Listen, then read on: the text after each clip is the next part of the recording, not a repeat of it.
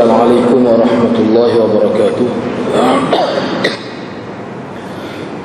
الحمد لله رب العالمين، والصلاة والسلام على أشرف الأنبياء والمرسلين، نحمده ونستعين ونستغفره، فإن أصدق الحديث كتاب الله، وخير الهدي هدي محمد صلى الله عليه وسلم، وشر الأمور محدثاتها، وكل محدثة بدعة، وكل بدعة ضلالة، وكل ضلالة في النار. وقال رب اشرح لي صدري ويسر لي أمري واحلل عقدة من لساني يفقه قولي. Alhamdulillah, syukur kehadrat Allah Subhanahu wa taala kerana pada malam ni dapat kita bersama.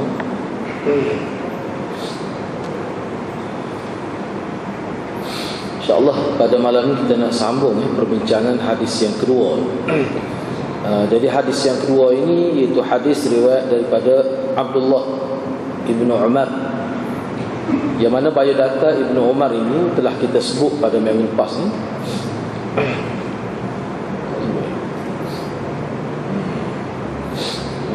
Kita baca, kita baca semula lah daripada awal. Hadis yang kedua.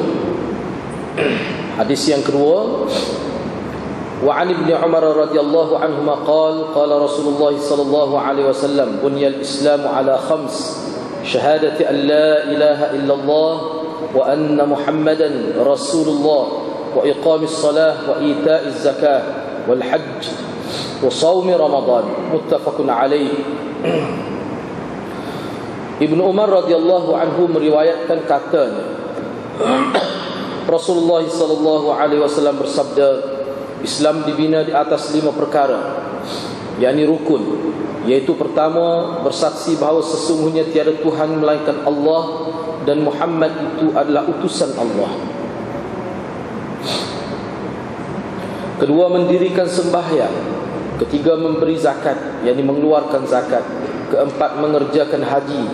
Dan kelima, berpuasa di bulan Ramadan. Hadis riwayat Bukhari Muslim. Ini hadis yang kedua, iaitu hadis yang diriwayatkan daripada Ibnu Umar. Ibnu Umar, siapa Ibnu Umar? Kita cuba tengok secara ringkas. Apabila disebut Ibnu Umar, bila disebut secara itlak secara bebas, secara mutlak, bila sebut Ibnu Umar ni maksud dianya anak Sayyidina Umar yang bernama Abdullah itu. Dalam banyak dalam ramai-ramai anak Sayyidina Umar ni, Abdullah inilah sebagai anak lelaki Umar yang paling menonjol, yang paling terkedepan dari kalangan sahabat radhiyallahu anhum. Jadi kunyah beliau adalah Abu Abdurrahman. Kunyah ni maksudnya nama yang dimulakan dengan abun atau ummun. Itu dia sebut kunyah. Selagi dia panggil laqab. Laqab ni mana gelar. Misalnya Sayyidina Umar, laqab dia Al-Faruq, itu laqab dia. Ini kunyah. Kunyah ni maknanya nama yang mula dengan abun ataupun ummun. Jadi kunyah Ibnu Umar ni adalah Abu Abdurrahman. Beliau telah memeluk agama Islam ketika masih kecil lagi, bersama ayahandanya Umar semasa berada di Mekah Al-Mukarramah. Mana dia masuk Islam ni awal lagi lah, semasa di Mekah lagi. Beliau telah berhijrah ke Madinah bersama ayahnya. Ibnu Umar tidak dibenarkan mengikuti peperangan Badar kerana belum cukup umur pada waktu itu. Muda sangat nak pergi perang, tapi Nabi SAW tidak izinkan kerana umur itu terlalu muda. Beliau terlibat dalam peperangan Khandaq. Bahkan ini dicatatkan oleh ulama sebagai pengalaman pertama berperang bersama Rasulullah SAW dalam peperangan Khandaq. Ketika itu beliau baru berumur 15 tahun. dalam peperangan Khandaq itu. Pada waktu tua beliau baru 15 tahun. Beliau telah mengikuti peperangan demi peperangan yang dilancarkan oleh Rasulullah sallallahu alaihi wasallam. Beliau adalah antara 6 orang sahabat yang banyak meriwayatkan hadis. Ibnu Umar ni antara 6 orang sahabat yang banyak meriwayatkan hadis. Bahkan beliau adalah orang yang kedua selepas Abu Hurairah radhiyallahu anhu. Selepas Abu Hurairah dia lah. Abu Hurairah ni orang yang pertama meriwayatkan hadis ni. Jadi Ibnu Umar ni orang yang kedua. Beliau disebut sebagai salah seorang daripada 4 orang Abdul, Al-Abadilatul Arba'ah. Dia 4 orang Abdul yang alim semuanya, yang disebut sebagai musaqqaf lah, golongan cendekiawan, golongan ilmu, golongan akademik di kalangan sahabat. Terkenal lah Al-Abadilatul Arba'ah. Kalau tengok dalam kitab, ada semua lah sebut Abadilah Al-Arba'ah.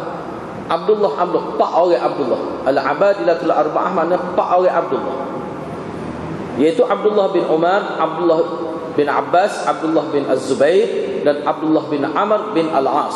Ini 4 orang ni dia panggil Al-Abadilatul Arba'ah, 4 orang sahabat yang bernama Abdullah. Ramai lagi orang lain nama Abdullah ni, ramai lagi. Tapi hak ni kira-kiranya hak itulah hak lebih kenal di kalangan sahabat Nabi. Kalau kita nak bincang sesuatu dia punya biodata dia tu, akhir datang bila siapa sebut nama dia dalam sebagai perawi hadis, kita akan sebut biodata dia. Ni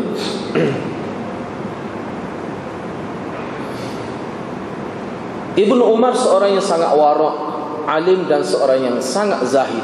Di kalangan sahabat kata disebut dia lah orang yang paling zahid. Jadi Ibnu Umar ni dia ikut Nabi ni semua. Hak asal Nabi buat dia tak kira dah. Hak tu disuruh atau tidak, sebagai syariat atau tidak, asal Nabi buat. Tak kira sunnah tu sunnah tasyri'iyah ke, sunnah ghairu tasyri'iyah ke, dia buat laku. Sebab dia kata ke mana bila buat tu ingat ke Nabi, dia buat laku. Nabi tunduk lalu ke tempat bawah pokok dia tunduk, padahal dia rendah tak tunduk, dia tunduk juga. Apa ingat Nabi SAW. Dia terkenal benda-benda gitu, dia terkenal Ibnu Umar. Seorang yang sangat teliti, cermat dalam bab agama ni, dan apa-apa sajalah ini orang yang teliti, berhati-hati dan sangat kuat mengikuti sunnah Nabi SAW. Beliau dikenali sebagai maha guru di kalangan sahabat, Syekhus Sahabah. Ibnu Umar Syekhus Sahabah.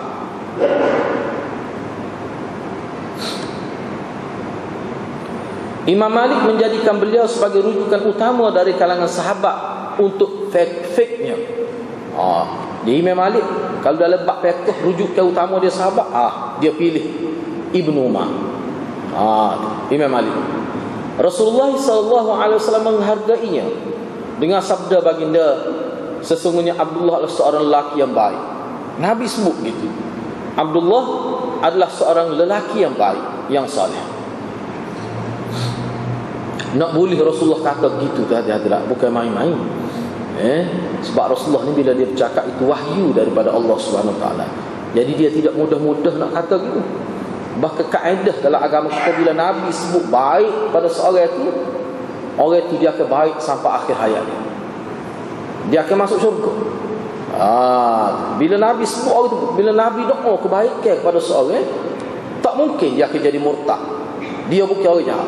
Sebab apa? Sebab apa yang Nabi sebut itu wahyu. Kata Ibnu Mas'ud, ini Abdullah Ibnu Mas'ud, Ibnu Umar adalah antara pemuda Quraisy yang paling dapat mengawal dirinya daripada terpengaruh dengan dunia. Orang yang paling boleh jaga diri dia. Maknanya akal yang dibentuk dalam agama, secara agama, mampu mengawal nafsu dia. Dia boleh kawal. Nafsu tidak dapat menguasai diri dia. Sa'id bin Musayyab berkata, tidak ada orang di muka bumi ini yang lebih aku suka menemui Allah dalam keadaan membawa amalan sepertinya daripada Ibnu Umar pada hari beliau meninggal dunia. Ni tokoh tabi'in besar, sebut begitu. Kata Nafi', Ibnu Umar meninggal dunia setelah memerdekakan lebih 1,000 hamba. Lebih 1,000 orang hamba dia merdekakan. Ibnu Umar. Banyak lagi lah kelebihan-kelebihan dan keutamaan-keutamaan beliau yang dicatatkan oleh para ulama di dalam kitab-kitab mereka. Banyak lah Ibnu Umar ni contoh-contoh dia. Dia kalau dalam bab-bab amal dan sunnah Nabi, dia cukup jaga. Nak biar serupa sungguh dengan Nabi SAW. Beliau telah meriwayatkan hadis sebanyak 1,630 hadis. 1,630 hadis.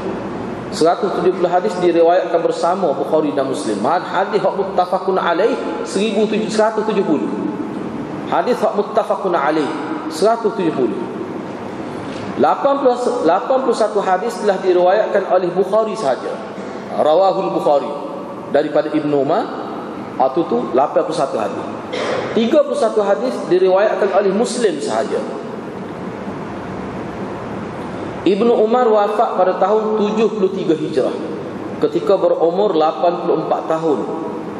Setengah ulama berpendapat ketika berumur 86 tahun. Ramai sekali orang-orang yang meriwayatkan hadis daripada beliau dari kalangan sahabat dan tabi'i radhiyallahu anhu.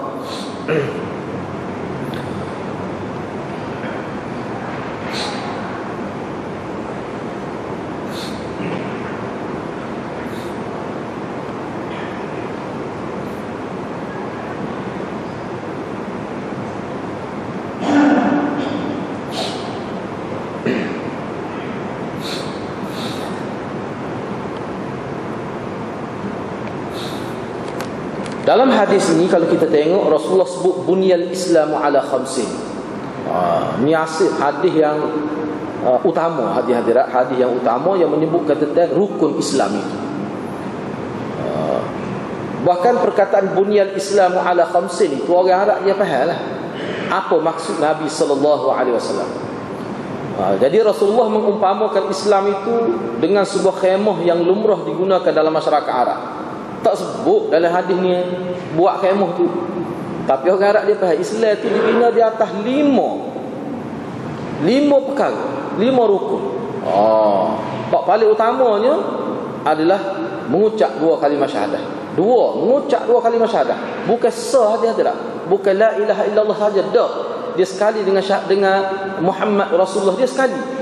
Tak boleh pisah tu.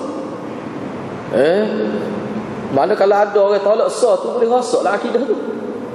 Dia kata sah je rukun, dia kata la ilaha illallah Muhammad Rasulullah tidak, tak ada tu.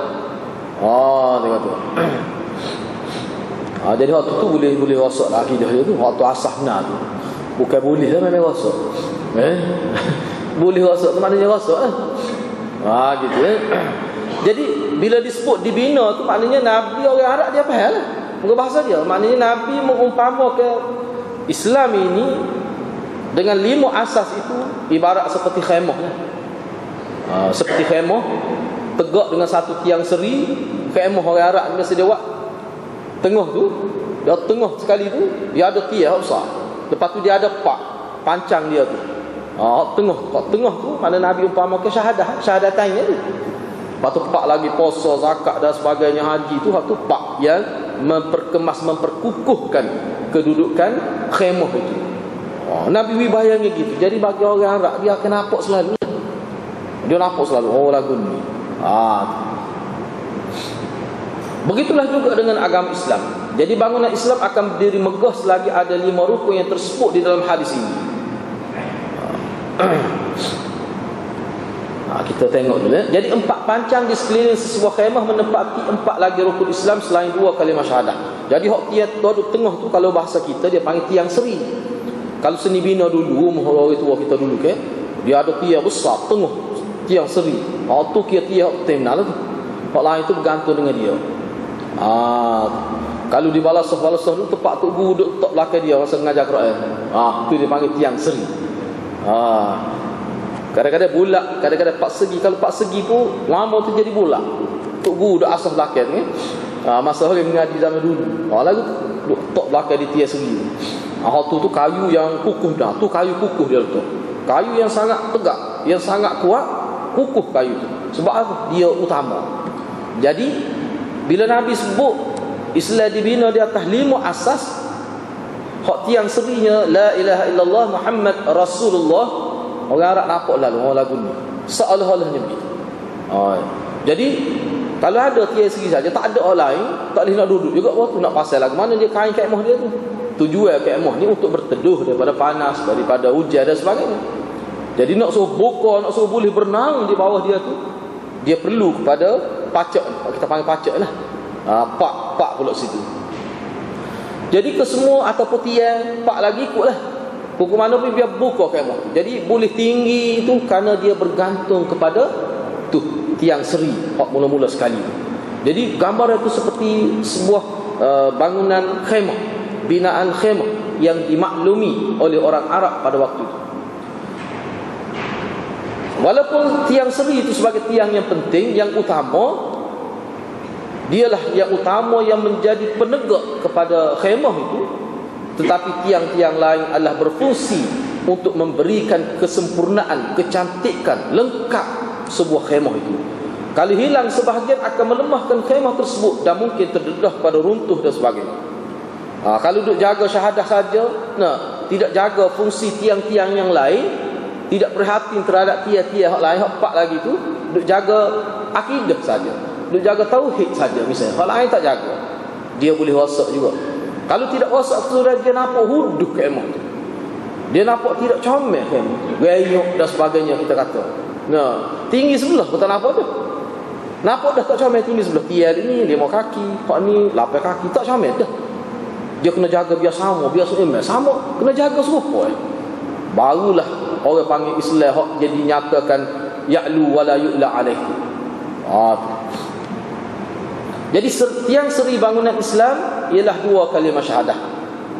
Jadi hak tiang seri hak nombor 1 sekali yang penegak asas kepada khemah itu adalah mengucap 2 kalimah syahadah, iaitu bersaksi bahawa sesungguhnya tiada Tuhan melainkan Allah dan Muhammad itu adalah utusan Allah.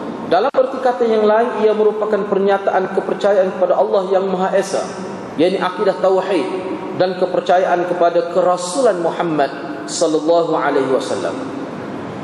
Jadi perumpamaan yang dibuat oleh Rasulullah ini jelas menggambarkan 2 perkara berikut. Jadi Rasulullah nak gambarkan, cuba tamsilkan, cuba umpamakan Islam ini sebagai sebuah khemah yang didirikan. Apa maksud tujuan Nabi? Apa tujuan Nabi gambarkan bahawa Islam ini seperti khemah itu, untuk memudahkan manusia faham. Jadi gambaran ini dia menunjukkan kepada 2 perkara. Yang pertama, apabila seseorang masuk ke dalam khemah, selamatlah dia daripada ancaman musuh dalam dan luarnya. Ia juga terpelihara daripada kepanasan dan kesejukan.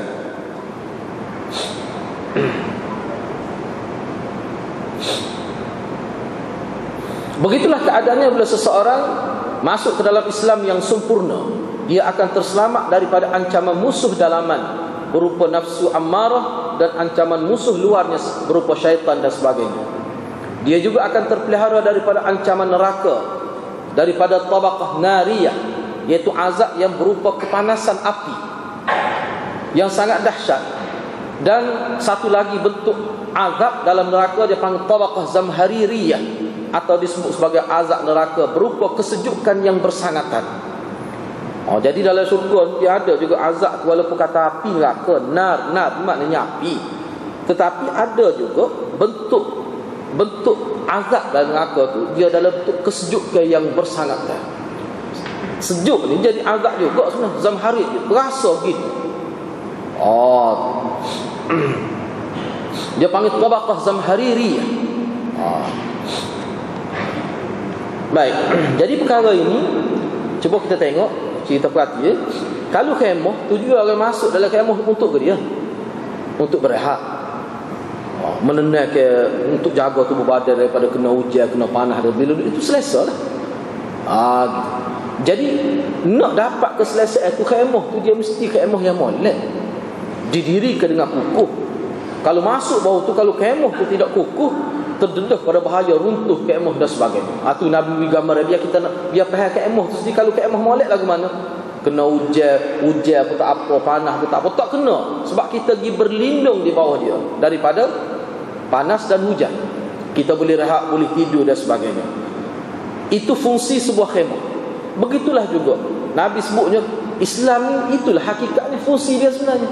Nak menjaga supaya bila kita masuk Islam itu, kita terselamat daripada pelbagai bentuk bahaya. Ada setengah tu bahaya diri kita sendiri bahaya, nafsu amarah dalaman kita. Ada setengah-setengah tu bahaya tu dari luaran bahaya. Jadi seperti mana khemah dia mampu menjaga kita dari segi zahir kita, tubuh badan kita, begitu juga Islam yang sebenar, Islam yang lengkap, Islam yang diambil, yang dianuti, yang diterima dalam konteks yang kafah, yang lengkap ini, dia mampu menjaga manusia dalam dan luar, mampu menjaga manusia daripada ancaman musuh dalaman, nafsu ammarah, ataupun musuh luaran, syaitan dan taghut yang disebut dalam Quran. Jadi itulah fungsi mana agama tu begitu semua. Itu asal dia gitu. Tapi kalau duduk dalam agama, tiba-tiba tak dapat nikmat, tak dapat kelebihan, terus terancam juga akidah, terancam juga Islam, masuk pun terancam juga. Jadi sifat binatang tak hilang juga. Sebab ulama kata salah satu fungsi besar Islam ni nak mengangkat manusia daripada kedudukan hayawaniyah kepada kedudukan malakiyah. Itu sebenarnya antara fungsi agama. Sebab manusia ni hadirat kalau tidak ikut agama dia serupa binatang. Serupa, tak ada beza. Kau dia agak-agak beza. Lah ni binatang pakai topi. Kita pakai pi. Kau dia pakai serupa ya dia hakikat. Serupa. Tak ada beza sebenarnya. Beza dia duduk di mana? Islam mengangkat martabat kita. Sebab tu manusia tidak terima Islam, kita tengok ke pelik. Jahat luar biasa. Tak ada malu, lanya roge mana kita kata lanya roge. Bahkan dia menganggap pula inilah estetika tu tubuh manusia tu. Bila benda comel kita tak tunjuk, orang nak tengok mana comel. Tu dia dalam pemikiran manusia ni. Hak ni hak kata bertamadun, paling bertamadun tu, hak tinggi benar tu teknologi tu hebat. Dia kata inilah estetika. Dari segi jamaliyah gitu. Dia itu ilmu falsafah lah. Nilai estetika itu masuk dalam bidang falsafah. Dia kata comel kena tunjuk lah. Sebab tu bila tunjuk itu salah satu bentuk tamadun maksud. Kena tunjuk comel mana. Orang tak tunjuk, orang tak tahu. Mujurnya dia tak baca ayat wa amma bi ni'mati rabbika fahadith. Mujur tak baca ayat tu. Tu ya. Gitulah manusia. Tu kira-kira tu tamadun cerdik lah. Tapi bila tidak ikut agama dia jadi begini begitu. Akhir sekali daripada cerdik tu jadi tak pakai baju sepelembu jadi. Tak pakai baju seperti binatang. Tengok tu dia cerdik sampai satu peringkat, oleh kerana tidak dikawal oleh suatu ilmu wahyu, maka dia jatuh jadi serenah. Dia tak khabar. Islam tidak. Kalau duduk bawah Islam, kalau ikut molek, jaga molek, faham molek, jaga semua 5 rukun tu, kerana 5 rukun tu bunyi 5 tu, itulah Islamnya.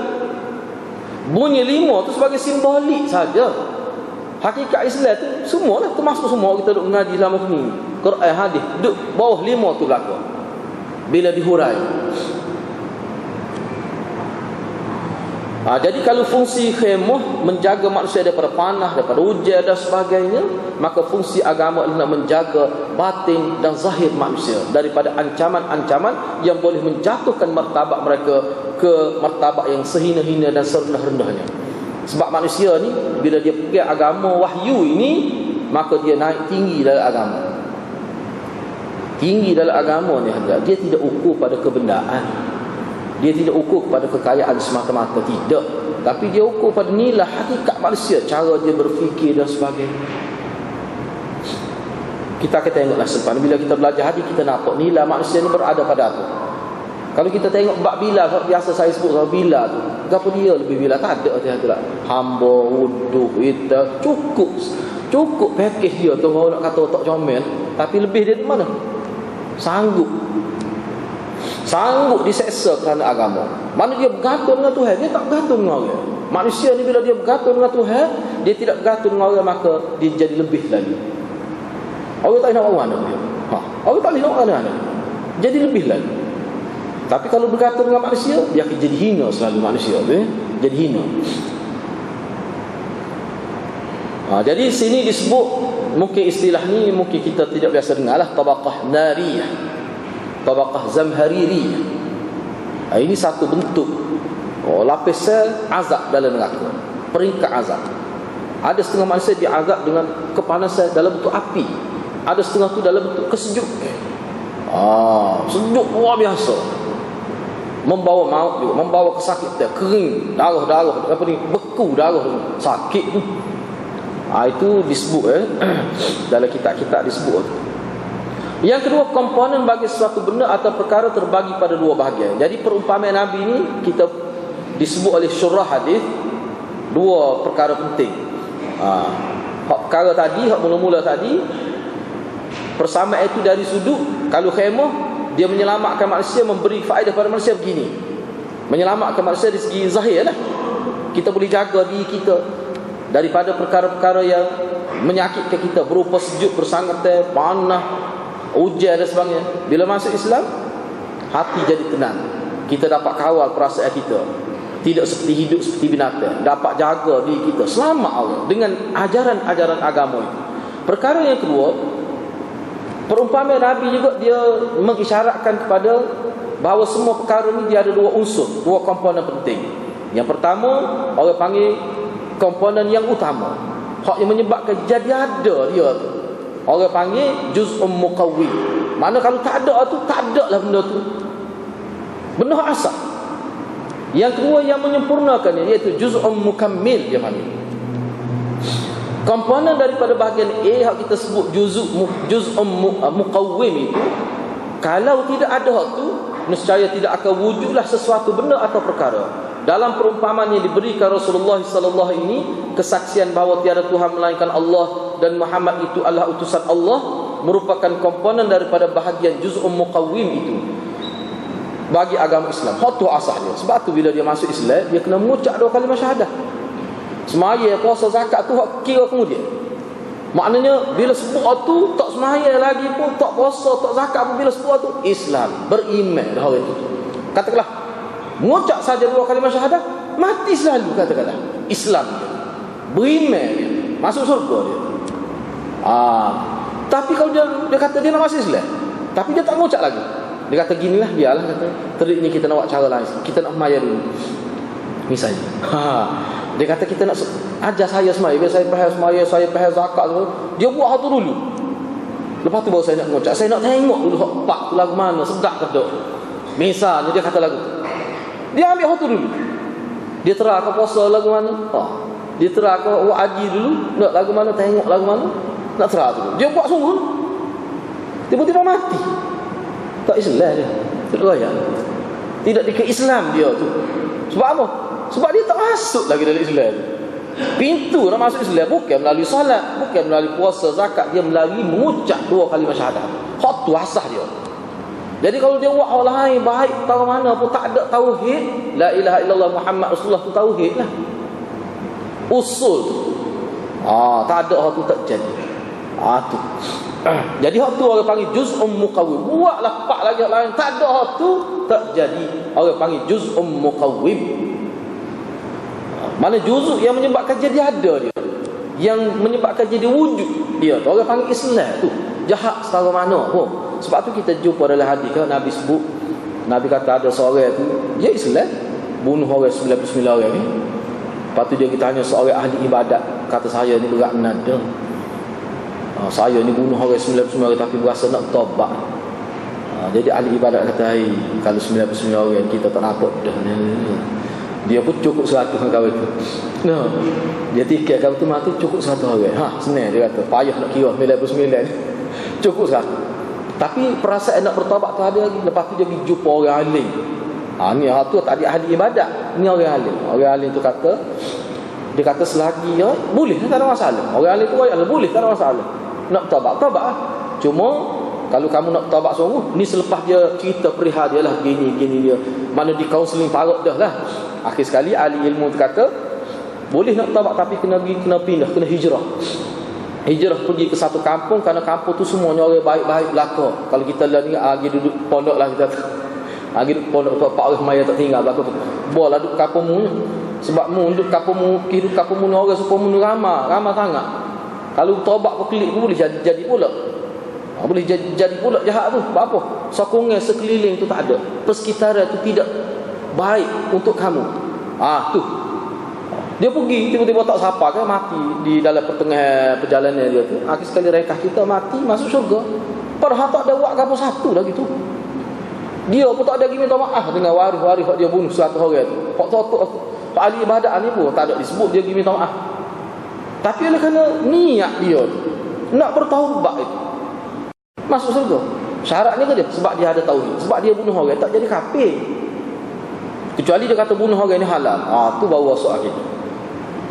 Jadi hadis tu nak menggambarkan kepada kita bagaimana amalan-amalan kita ni dia boleh memusnahkan kekuatan iman itu.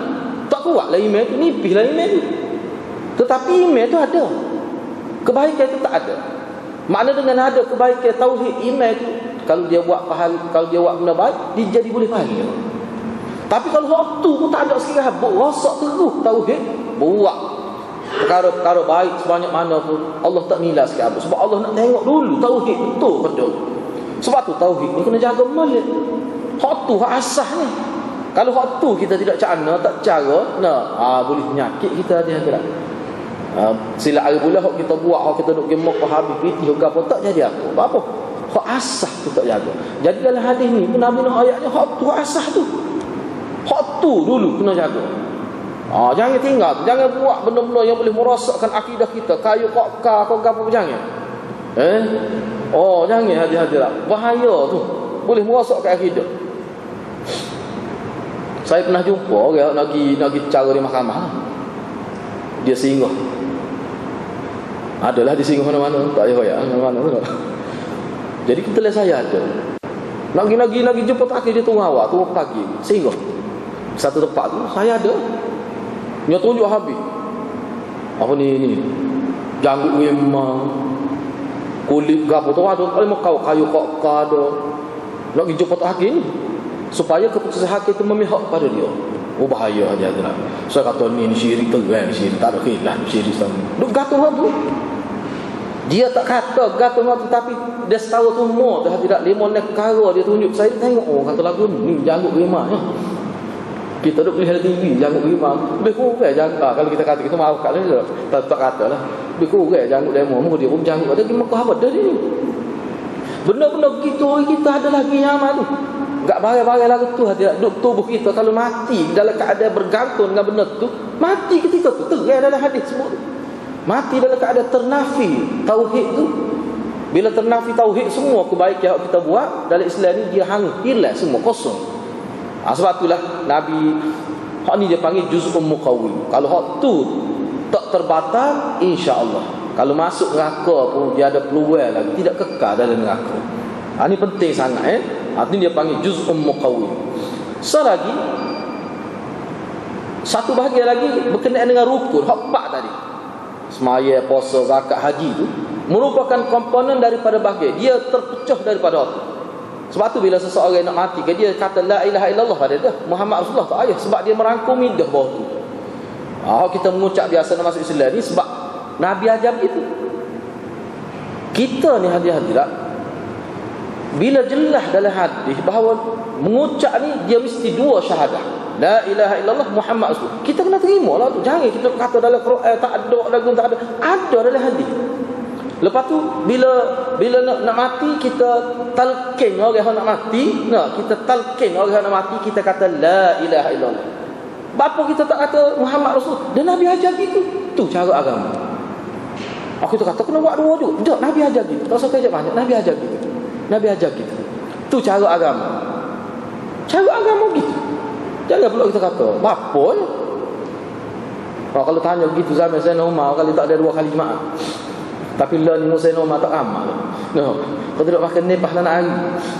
Pokok kita nak buat bila mana. Tapi mengutan tu. Jadi benda-benda begitu hadirat kena jelas tu. Kena jelas tu. Jadi hak 4 lagi puasa, zakat, haji tu. Di apa ni 4 perkara tu lah. Khatu tu sebagai komponen daripada bahagian B. Maksudnya seseorang yang tidak menegakkannya tetapi dikira beragama Islam jika komponen pertama telah ada padanya.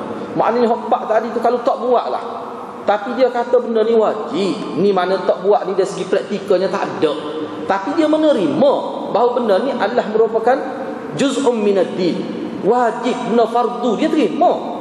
Cuma dia tak buat, secara praktikal dia tak buat, tetap Islam dia. Tak boleh kita nak kata kafir. Jahat setahu mana dia, tetap dia Islam selagi ada tauhid, tak terbatal tauhid dia. Sebab tu dalam kerangka ni lah hadirat, kita jangan mudah-mudah nak kata orang kafir. Sebab tu kena payah.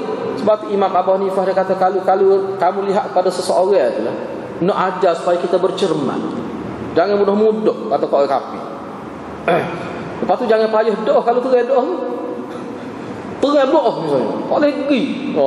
Tu jangan pula tak kata, takut orang jadi keliru dosa juga. Ada hadis belaka tu, ada hadis belaka tu, kok terang sangat jelas kufur. Kita tak kata kufur, kesannya orang terkeliru, masyarakat terkeliru, tak boleh juga. Tapi kalau tak jelas kita kata kafir, dalam hadis Nabi kata berjadi kafir itu akan terpelanting pada kamu, mari pada kamu pula.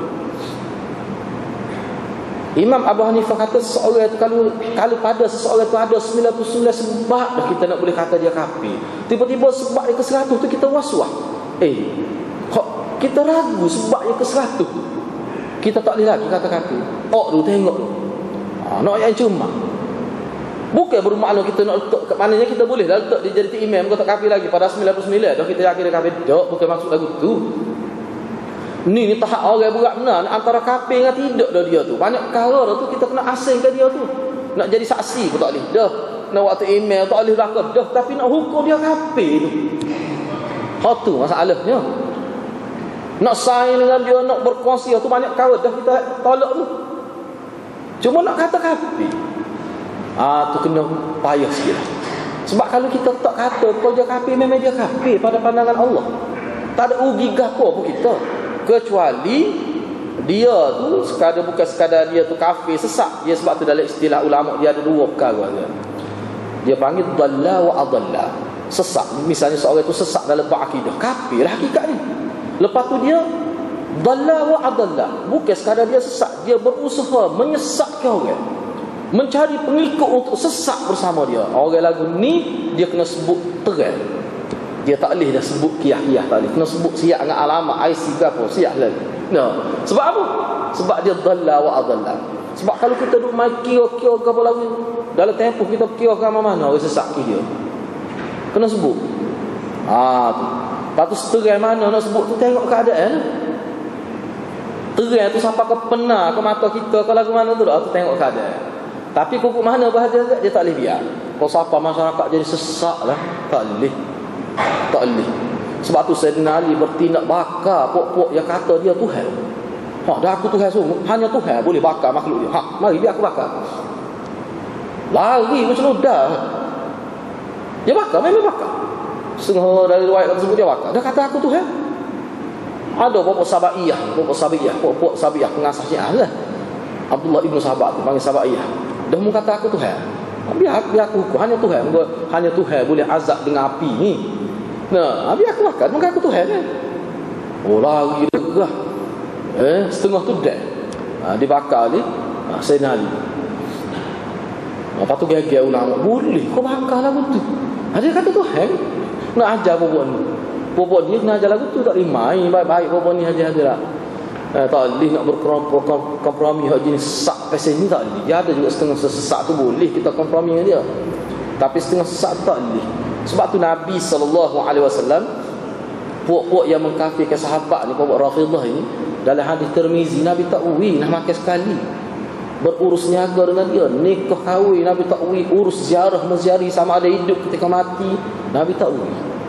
Padahal kafir-kafir Yahudi Nabi berurus niaga.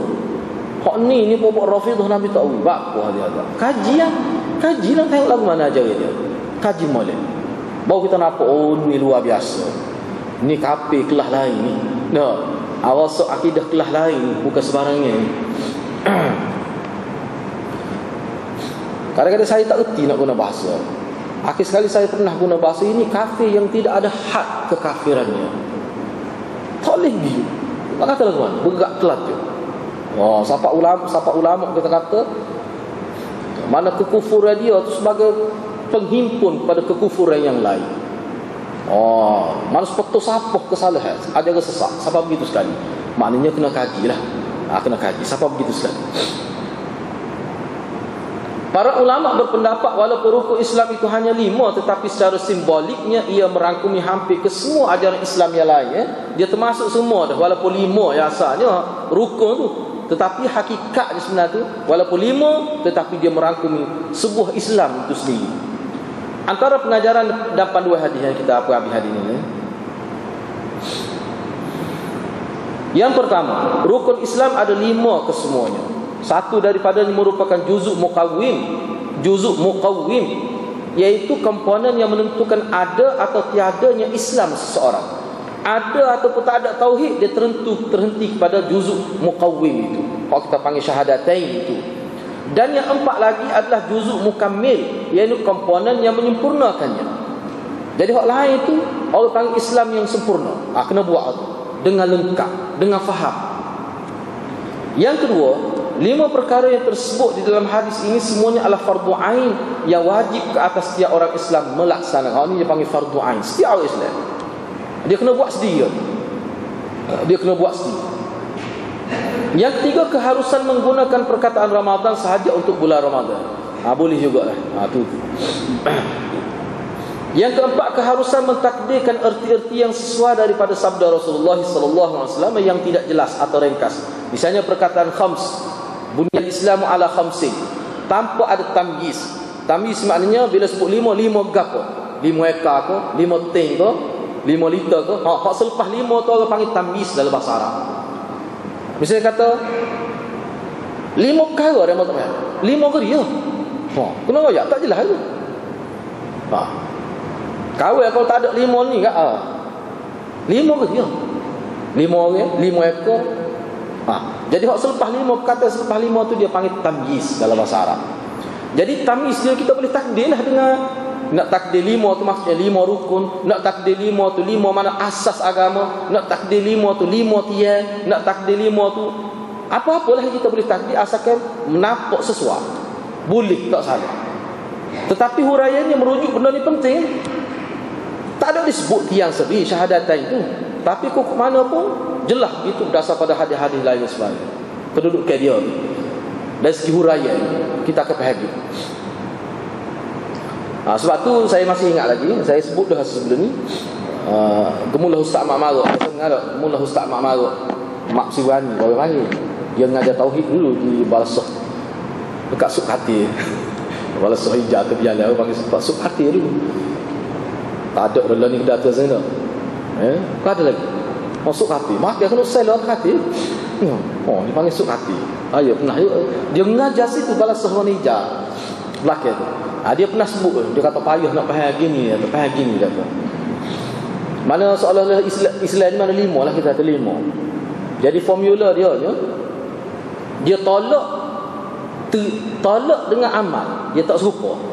Katakanlah kalau matematik 5 tolak 1 dia jadi 4. Mari guru atas langit mana pun memang dia jadi 4. Tapi dalam Islam ni 5 rukun ni tolak 1 dia jadi kosong. Hak tu mudah nak faham. Misalnya tolak semaya. Tolak semaya ni bukan kata masalah amal, tak, masalah dia tolak ke fardu semaya. Dia kata semaya tak wajib misalnya. Dia kafir pakai ibu jari. Dia kafir habis. Mudah faham. Tapi kalau semaya dia tak tolak, cuma dia tak praktik, semaya tak buat, tak apa lagi. Tak rasa. Asas tu tak rasa. Tapi kalau dia tolak kata tak wajib, tu boleh rasa. Umumnya gitu tu mudah kan dalam agama. Jangan termain-main. Jadi hak tu banyak cerita lah, banyak lagi benda lain. Apakah mesti tolak hak ni saja baru jadi kafir? Tak ada tidak. Dururiyat minad dini banyak. Benda yang jelas sabit berdasar hadis mutawatir, tolak boleh jadi rasul akidah juga. Tolak ijma' boleh rasul akidah. Banyak sebab penyebab pada rasul akidah ni. Banyaklah. Tapi kok mana asas hak 5 ni? 5 ni sebagai asas. Ini hadis yang 3 ni insya-Allah kita ambil minggu hadapan insya-Allah. Jadi begitulah hadis hadirat. Hadis yang kedua tu mudah-mudahan biar kita faham. Jadi kita kena jaga molek bahawa Islam kita ni bukan sekadar dalaman, tapi dia juga bersifat luaran yang wajib kita jaga supaya Islam itu nampak lengkap, nampak sempurna, nampak cantik seperti yang diajarkan oleh Nabi sallallahu alaihi wasallam. Saya setakat itulah. Aku quli hadza wa astaghfirullahal azim li wa lakum. Assalamualaikum warahmatullahi wabarakatuh.